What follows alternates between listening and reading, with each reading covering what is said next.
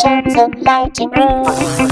Turn the lighting room. Turn the lighting room. Turn the lighting room. Der Hero Wash 715 ist ausgestattet mit 6 in 1 HEX LEDs, Rot, Grün, Blau, Weiß, Amber und UV. Im Lieferumfang enthalten ist zum Gerät ein Power-Twist Stromkabel, ein DMX-Kabel ca. 1 Meter, ein Montagebügel, um einen Haken zu befestigen und eine Ringöse zum Einschrauben für ein Sicherungsfangseil. Der Wash 715 ist sehr gut verarbeitet, hat ein übersichtliches Menü mit 4 Bedienknöpfen, ein Power-Twist Input und DMX 3-Pol In und Out.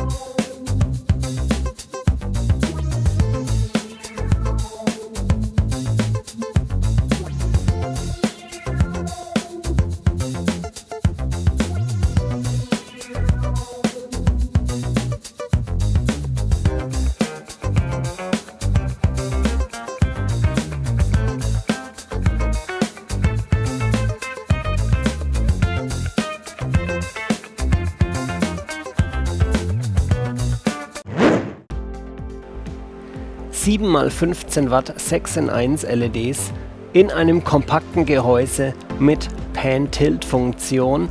Also ideal für Clubs, für DJ-Events und natürlich auch auf kleineren Bühnen. Für sehr leise Veranstaltungen ist der Wash 715 eher nicht geeignet. Der Lüfter ist gut hörbar, aber nicht zu laut. Ja, für eine Kneipe oder Bar natürlich perfekt. Ein Gitarrist oder ein DJ spielt auf einer kleinen Bühne. Ich kann trotz alledem 4 Stück zum Beispiel im Hintergrund oder an der Hinterseite der Bühne installieren. Und dann habe ich mehrere Möglichkeiten. Entweder ich kann Bewegtlicht programmieren oder ich kann die Geräte auch statisch einsetzen, um die Wand anzufluten.